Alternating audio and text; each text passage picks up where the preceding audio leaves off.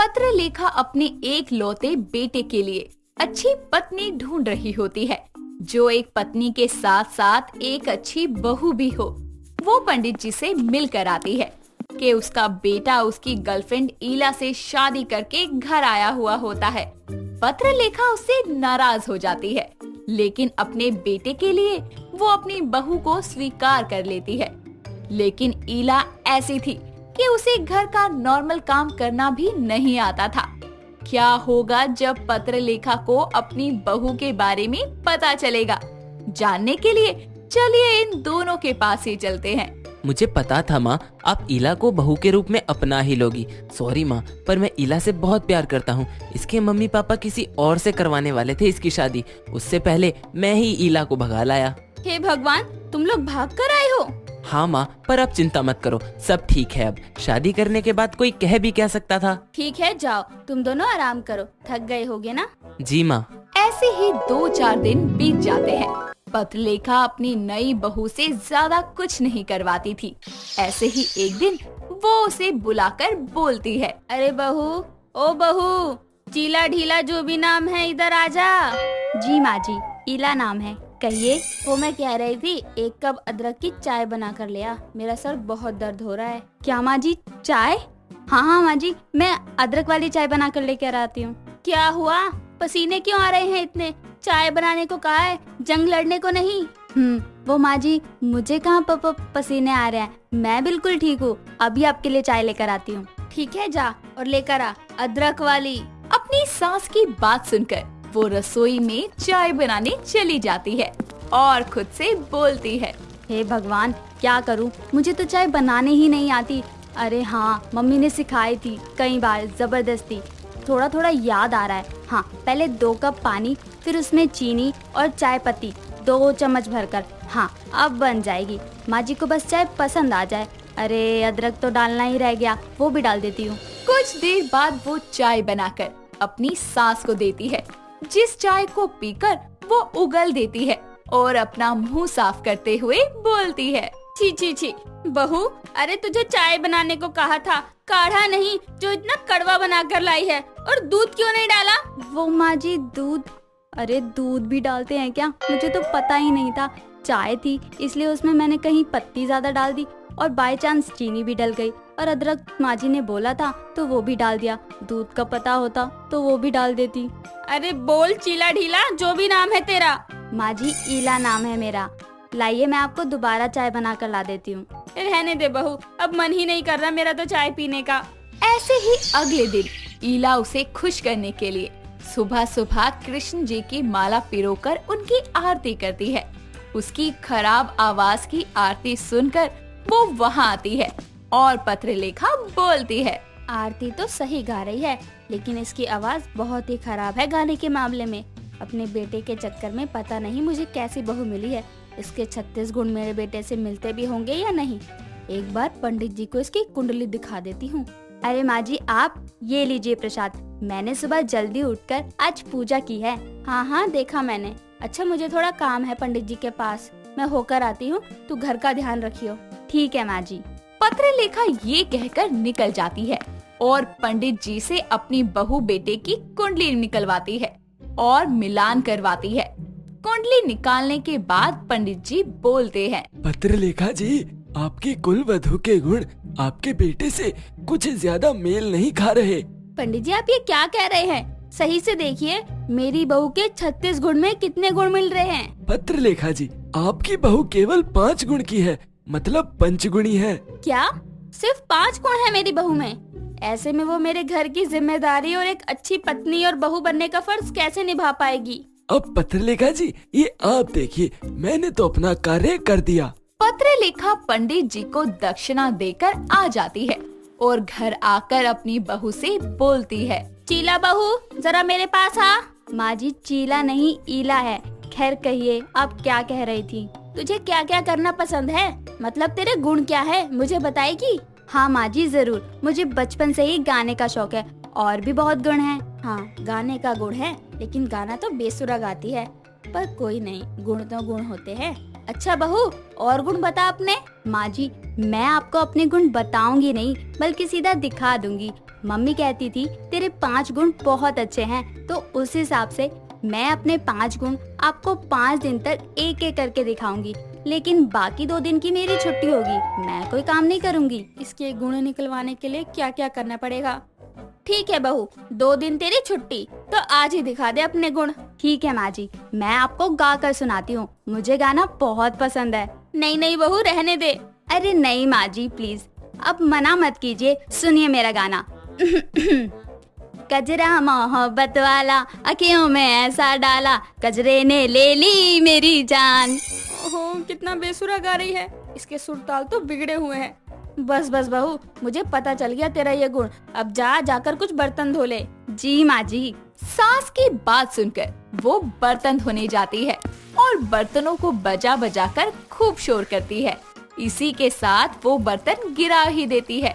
तभी पत्रलेखा बोलती है, अरे बहू, इतना शोर क्यों मचा रही है बर्तन धोते हुए, थोड़ा आराम से धो ले। जी माँ जी। दूसरे दिन इला उसे मेकअप करके दिखाती है। उसका मेकअप देखकर पत्रलेखा को खूब अच्छा लगता है और वो अपना मेकअप भी उससे करवाती है, जिसके बाद वो उसकी तारीफ करते हुए बोलती है, अरे वाह बहू, मैं तो बहुत अच्छी लग रही हूँ, अच्छा श्रृंगार किया है तूने। शुक्रिया माँ जी, यही तो दूसरा गुण है मेरा कि मैं खुद को बहुत मेंटेन रखती हूँ। तीसरे दिन पत्रलेखा उसे एक काम करने को देती है, जिसके लिए वो उसे मार्केट भेजती है।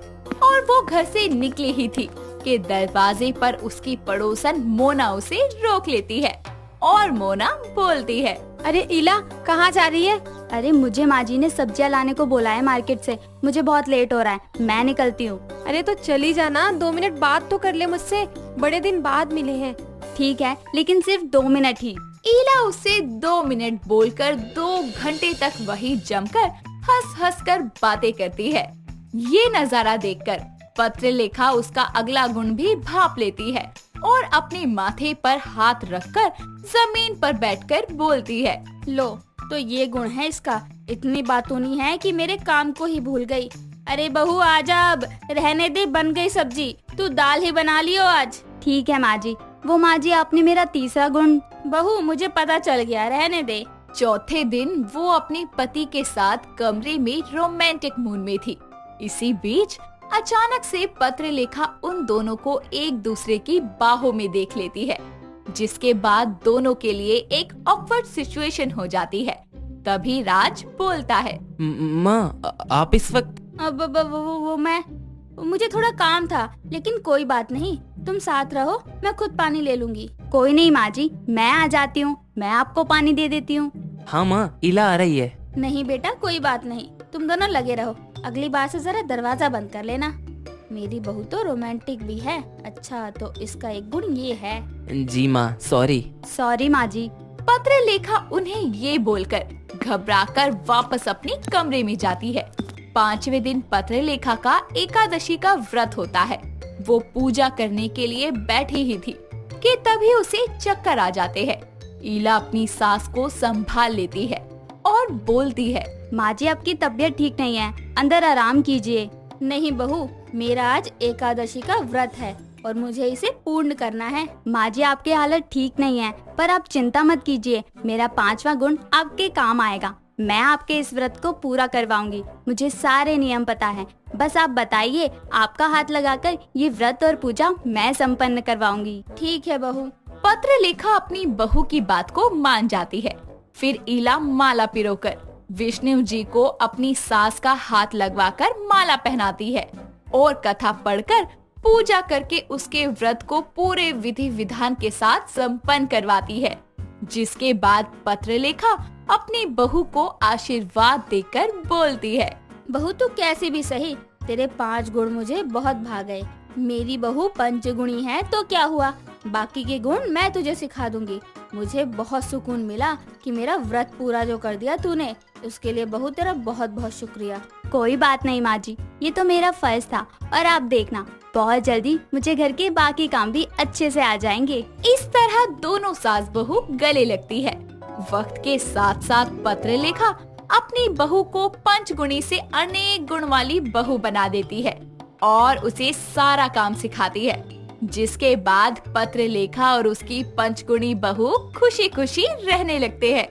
कावेरी को लगता था कि वो अपने बेटे की शादी ना करवा के उसके जीवन में होने वाली घटनाओं को रोक सकती है। क्या उसका सोचना सही था? क्या सच में किसी इंसान का बांझपन उसके लिए आशीर्वाद बन सकता है या नहीं? क्या सच में ऐसा हो सकता है? इन सब सवालों के बारे में जानने के लिए आइए देखते हैं इस कहानी को। कावेरी को उसके आस पड़ोस के मोहल्ले वालों से लेकर उसके नाते रिश्तेदार तक सभी लोग उसके बेटे आशीष की शादी ना हो पाने का ताना मारते थे, लेकिन कावेरी पर उनकी बातों का कोई असर नहीं होता। लेकिन ये बात उसकी बेटी रुचि को बिल्कुल अच्छी नहीं लगती थी। एक दिन शाम के समय रुचि अपने कॉलेज से घर लौट रही थी। तभी उसकी पड़ोसन शांति हाथों में मिठाई लिए उसे रोकते हुए कहती है, ले बेटा मिठाई खा, आज मेरे बेटे राहुल की शादी तय हो गई। मैं तो बहुत खुश हूँ। राहुल की उम्र तेरे भाई आशीष की उम्र से भी कम है, फिर भी देख उसकी शादी तय हो गई है। लेकिन तेरे भाई की शादी अभी तक तय नहीं हुई है। आंटी जी, आपने मुझे अपने बेटे की शादी तय होने की खुशी में मिठाई खिलाने के लिए रोका है या मेरे भाई की शादी नहीं हुई उसका ताना मारने के लिए? पहले ये डिसाइड कर लो आप। बेटा तो चिढ़ क्यों रही है? ये बात तो पूरा मोहल्ला जानता है कि जरूर कोई ना कोई ऐप तो लड़कियों में जरूर होंगे, तभी तो शादी की उम्र होने के बाद भी उसकी शादी नहीं हो रही। जरूरी नहीं ना कि जो इंसान शरीफ दिखे वो शरीफ ही हो। आंटी जी, सब कुछ कहना, लेकिन मेरे भाई के खिलाफ कुछ मत बोलना, वरना मैं बड़े का लिहाज भूल जाऊंगी। मेरे भाई के अंदर कोई कमी नहीं है, बस वो भाई शादी नहीं करना चाहते हैं इसलिए नहीं कर रहे हैं। जिस दिन करना चाहेंगे लड़कियों की लाइन लग जाएगी। बेटा तू लाइन लगाने की बात कर रही है, लेकिन मैंने तो आज तक एक रिश्ता आते हुए नहीं देखा। घर में एक नहीं दो लोग हैं शादी करने के लिए, पर पता नहीं तेरी माँ कौन सी भांग की गोली खाकर बैठ गई है जो उसे कुछ नजर ही नहीं आ रहा है। शांति और रुचि आपस में बहस कर रहे थे। तभी उनकी आवाज सुनकर कावेरी घर के बाहर आती है और रुचि को शांति से लड़ते हुए देखकर उसके पास जाती है और उसे चुप करवा के उसका हाथ पकड़कर खींचते हुए उसे घर लाती है। तभी रुचि झटके से अपना हाथ खींचते हुए कहती है, क्या है माँ, आप मुझे अंदर लेकर क्यों आ गई हैं? शांति आंटी को मैं अभी बताती। वो अपने आप को समझती क्या है? मेरे भाई के बारे में उल्टा बोल रही हैं। ये क्या तरीका है रुचि अपनों से बड़ों से बात करने का? उनको जो बोलना है बोलने दे। उनके कहने से तेरा भाई बुरा हो जाएगा क्या? ऐसे लोगों की बातों पर ध्यान नहीं देना चाहिए। हाँ, आप तो यही बोलोगी, क्योंकि भाई के बारे में लोग कुछ भी बोलेंगे, आपको कोई फर्क ही नहीं पड़ता है। आप भी जानती हैं भाई के लिए कितने रिश्ते आते हैं, तो फिर आप हाँ क्यों नहीं करती हैं भाई की शादी के लिए? लोगों को लगता है भाई की शादी नहीं हो रही है। अभी से मैं क्या बताऊं कि मेरे बेटे की शादी क्यों नहीं करवा रही हूँ। मैं खुद ही परेशान हूँ मैं इन सब चीजों से। बस हो गया, बहुत बोल ली तू चुपचाप अपने कमरे में जा। अपनी माँ की बात सुनकर रुचि गुस्से में अपने कमरे में चली जाती है, जिसके बाद कावेरी सोफे पर बैठकर आंखें बंद करके अपने पुराने समय में खो जाती है, जब वो अपने बेटे आशीष की कुंडली लेकर अपने घर के पंडित के पास जाती है और वो कुंडली देखकर कहते हैं, कावेरी जी, आपके बेटे के जीवन में विवाहित जीवन का योग ही नहीं है और ना ही आपका कोई वंशज होगा आगे। आपके बेटे की कुंडली में बहुत बड़ा दोष है, जिसके कारण आपका वंश आगे नहीं बढ़ेगा। आप ये क्या कह रहे हैं पंडित जी? ऐसा नहीं हो सकता। मेरे तो बेटे की शादी होने वाली है। मैं उसी के लिए लड़की की और अपने बेटे की कुंडली मिलवाने लाई थी और आप ये सब बोल रहे हैं। इसका कोई उपाय तो बताइए। मैं आपके घर का पुराना पंडित हूँ, मैं झूठ नहीं बोलूँगा। देखना, ये रिश्ता टूट जाएगा। आपके बेटे की शादी अभी नहीं होगी। और रही बात उपाय की, तो इस समस्या के निवारण आपको समय के साथ मिल जाएगा। कावेरी घर के हॉल में आंखें बंद किए सोफे पर बैठी ये सब सोच रही थी कि तभी उसका बेटा आशीष ऑफिस से घर आता है और अपनी माँ के कंधों पर हाथ रखता है, जिससे कावेरी की आंख खुल जाती है। तभी आशीष कहता है, क्या बात है माँ, आप ऐसे अकेले सोफे पर क्यों बैठी हो? आपकी तबीयत तो ठीक है ना? हाँ बेटा, मैं ठीक हूँ, बस ऐसे ही कुछ सोच रही थी। तू हाथ मुंह धो ले, मैं तेरे लिए खाना लगा देती हूँ। हाँ माँ, भूख तो बहुत जोर की लगी है, आप खाना लगाओ, मैं आता हूँ। आशीष इतना कहकर अपने कमरे में चला जाता है। ऐसे ही समय बीतता है। समय के साथ आशीष अपनी पसंद की लड़की से शादी कर लेता है और नैना को लेकर घर आ जाता है, जिसे देखकर कावेरी हैरान रह जाती है। तभी आशीष उसे नैना के पिता की बीमारी के बारे में बताता है, जिस वजह से उन्हें ऐसे जल्दबाजी में शादी करनी पड़ी, जिसे सुनकर ना चाहते हुए कावेरी को नैना को अपनी बहू के रूप में स्वीकार करना पड़ता है। लेकिन कुंडली के दोष के कारण वो आशीष और नैना को करीब नहीं आने देती थी। एक दिन आशीष अपने कमरे में सोने के लिए जाता है, तभी कावेरी वहाँ आती है और नैना से कहती है, बहू आज तुम मेरे साथ सो जा, मेरी तबीयत ठीक नहीं है। अगर रात में मुझे किसी चीज की जरूरत लगी तो मैं किसे आवाज दूंगी? माँ तो रुचि को अपने साथ सुला लो ना, वो कर लेगी आपकी देखभाल। लेकिन मेरी बहू तो ये है ना, अब मेरे लिए क्या ये इतना भी नहीं कर सकती? नहीं माँ जी, ऐसा कुछ नहीं है। मैं आपके साथ कमरे में चलने के लिए तैयार हूँ, चलिए आप। नैना इतना कहकर कावेरी के साथ उसके कमरे में सोने के लिए चली जाती है। समय बीतता है और अचानक से कावेरी को किसी काम से गांव जाना पड़ता है। जब तक कावेरी गांव से वापस आती है, आशीष और नैना एक दूसरे के करीब आ चुके थे। एक दिन नैना रूटीन चेकअप के लिए डॉक्टर के पास जाती है, जहां उसे पता चलता है कि वो कभी मां नहीं बन सकती। जिसके बाद वो रोते हुए घर आती है और अपनी सास को सारी बात बताती है, जिसे सुनकर कावेरी कहती है, बहू तू रोना बंद कर, इसमें तेरी क्या गलती है? तू क्यों रोए जा रही है? और डॉक्टर भी इंसान है, कोई भगवान नहीं। जो वो बोलेगा वही सच होगा। लेकिन माँ जी ये सच है, मैंने अपने सारे टेस्ट करवा लिए हैं, जिससे साबित होता है कि मैं कभी माँ नहीं बन सकती। मैं एक बाज हूँ माँ जी, अब मैं आपका वंश कैसे चलाऊंगी? पंडित जी ने सही कहा था कि इस परेशानी का हल मुझे समय के साथ मिल जाएगा। जब मेरी बहू कभी माँ ही नहीं बनेगी तो इन्हें अपने बच्चे को खोने का दुख ही नहीं होगा। बहू का बांझपन उसके लिए आशीर्वाद बन गया। बहू, जब इस चीज की चिंता मुझे नहीं है तो तू क्यों इतनी टेंशन ले रही है? तेरी तबीयत ठीक नहीं है, तू जाकर आराम कर अपने कमरे में। कावेरी के कहने पर नैना अपने कमरे में चली जाती है।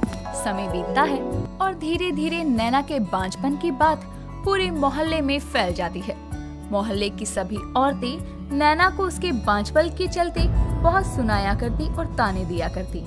एक दिन कावेरी की पड़ोसन सरला उसके घर आती है और नैना को आशीष के साथ देखकर उससे कहती है, कावेरी, जब तुझे पता चल गया है कि तेरी बहू कभी माँ नहीं बन सकती है, वो एक बांझ है, तो तू अपने बेटे की दूसरी शादी क्यों नहीं करवा देती है? या पूरी उम्र बिना पोता पोती के ही रहेगी? तू अपनी सलाह अपने पास रख। मुझे मेरी बहू या उसके बांझपन से कोई परेशानी नहीं है, ना ही मुझे बच्चों का इतना शौक है। इसलिए अगर आगे से तुझे ऐसे विचार लेकर मेरे घर आना है तो बेशक मत आइयो। हाँ हाँ ठीक है, नहीं आऊंगी। आज तुझे मेरी बातें बुरी लग रही है, लेकिन कल देखियो तू खुद मेरी बात को मानेगी और अपने फैसले पर पछताएगी। सरला इतना कहकर वहाँ से चली जाती है और उसकी बात सुनकर नैना को बहुत दुख होता है और वो रोते हुए अपने कमरे में चली जाती है। अगले दिन वो अपनी सास को फोन पर बात करते हुए सुनती है, पंडित जी, मुझे समस्या का हल मिल गया। मेरी बहू कभी माँ नहीं बन सकती, वो एक बांझ है। अब उसे या मेरे बेटे को अपने बच्चे को खोने का दुख नहीं भोगना पड़ेगा। इसी के चलते मैंने उन्हें जल्दी करीब भी नहीं आने दिया, लेकिन अब मुझे ऐसा कुछ भी करने की जरूरत नहीं है। अपनी सास की सारी बातें सुनकर नैना के पैरों तले जमीन खिसक जाती है, जिसके बाद वो अंदर आकर अपनी सास से सारी बात पूछती है, जिस पर कावेरी उसे आशीष की कुंडली के दोष के बारे में सब कुछ बताती है, जिसे सुनकर नैना कहती है, माँ जी, आपने जो भी किया हमें दुखों से बचाने के लिए किया, लेकिन अब क्या ये बांझपन का ताना मुझे जिंदगी भर सुनना पड़ेगा? बहू, तू बस ये सोच कि तेरा बांझपन तेरे लिए आशीर्वाद बन गया। इतना दुख तुझे बांझपन के ताने सुनने से नहीं होगा, जितना अपनी औलाद खोने पर होगा। माँ जी, तो क्या हमें कभी बच्चे का सुख प्राप्त नहीं होगा? ऐसा नहीं है बेटा, तू बस बच्चे को जन्म नहीं दे सकती, लेकिन गोद तो ले सकती है ना। तू और आशीष कुछ समय के लिए बाहर चले जाना और वहीं से कोई बच्चा गोद ले लेना, जिसका जिक्र हम तीनों के सिवा किसी के सामने नहीं होगा। इससे दुनिया वालों के मुंह भी बंद हो जाएंगे। कावेरी की बात सुनकर नैना खुश हो जाती है, जिसके बाद वो आशीष को सारी बातें बताकर कुछ समय के लिए बाहर चले जाते हैं और वहाँ के अनाथ आश्रम से एक बच्चा गोद ले लेते हैं, जिससे उनकी जिंदगी का खालीपन भी बढ़ जाता है और नैना को बांझपन के तानों से भी मुक्ति मिल जाती है।